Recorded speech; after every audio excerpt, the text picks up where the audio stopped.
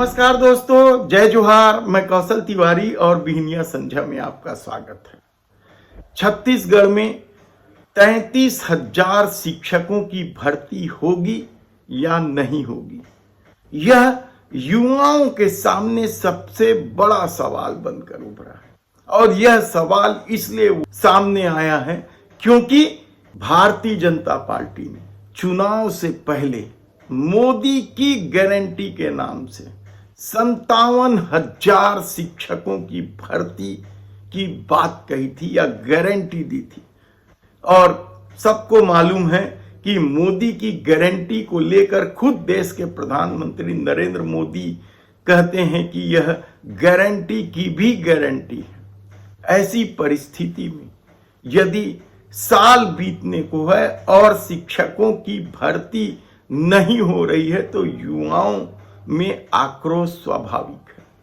इसका दक्षिण के उपचुनाव में कितना असर पड़ेगा यह कहना मुश्किल है, लेकिन बड़ी संख्या में वहां के युवा नाराज हैं। डीएड का मामला अलग गरमाया हुआ है तो एसआई भर्ती का मामला अलग गरमाया हुआ। ऐसे में क्या सचमुच यह केवल चुनावी जुमला है? जो लोकसभा चुनाव के पहले भी विधानसभा का इस्तेमाल किया गया था। याद कीजिए आप कि किस तरीके से लोकसभा चुनाव के पहले विधानसभा सत्र के दौरान तत्कालीन शिक्षा मंत्री बृजमोहन अग्रवाल ने सीना ठोक के कहा था कि 37,000 शिक्षकों की भर्ती होगी और उस पर बजट भी मंजूर हो गया है। हालांकि बृजमोहन अग्रवाल के इस दावे पर नेता प्रतिपक्ष चरणदास महंत ने सवाल उठाया था कि क्या यह भर्ती की बात लोकसभा चुनाव को देखते हुए किया जा रहा है। उनकी आशंका सही साबित हुई, क्योंकि 37,000 शिक्षकों की भर्ती के मामले को लेकर वित्त मंत्री ने जो कुछ कहा उससे युवाओं में वित्त मंत्री ओपी चौधरी के खिलाफ जबरदस्त रोष व्याप्त है। न केवल युवाओं में बल्कि महिलाओं में भी एक वीडियो वायरल हो रहा है कि किस तरीके से ओपी चौधरी को गरियाया जा रहा है।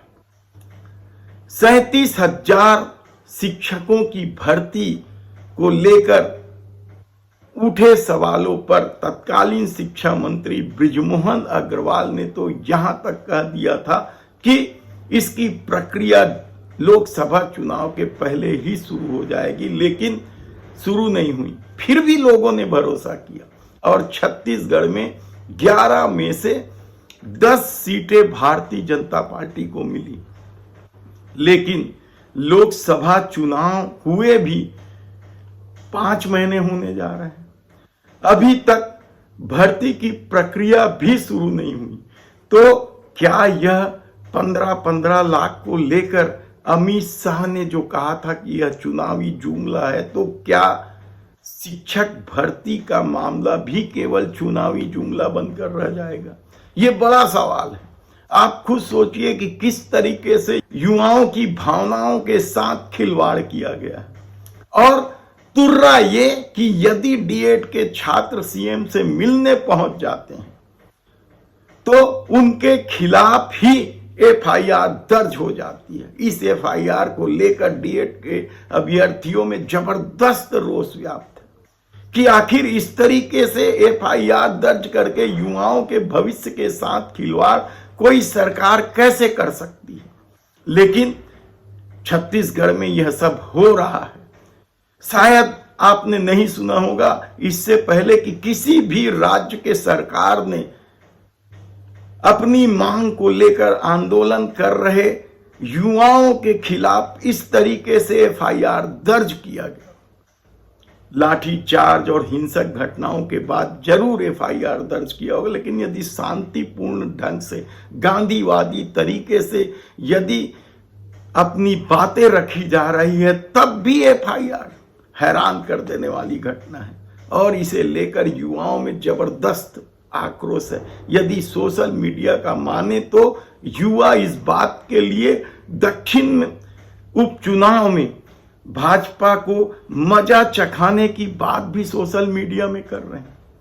ऐसी परिस्थिति में सरकार यदि 33,000 शिक्षकों की भर्ती के मामले को नहीं सुलझाया, या डीएड अभ्यर्थियों का हो मामला या फिर एसआई परीक्षा के परिणाम का मामला हो, यदि इसे नहीं सुलझाया तो आने वाले दिनों में क्या यह आक्रोश सड़क पर दिखने लगेगा? यह बड़ा सवाल है, क्योंकि सरकार तो अपने में मस्त है, अपनी पीठ थपथपाने में व्यस्त है। ढोल धमाके के साथ नाच गाना में सरकार यदि व्यस्त है और युवा परेशान है, तो फिर सोचिए कि छत्तीसगढ़ में डबल इंजन की सरकार किस तरीके से काम कर रही है।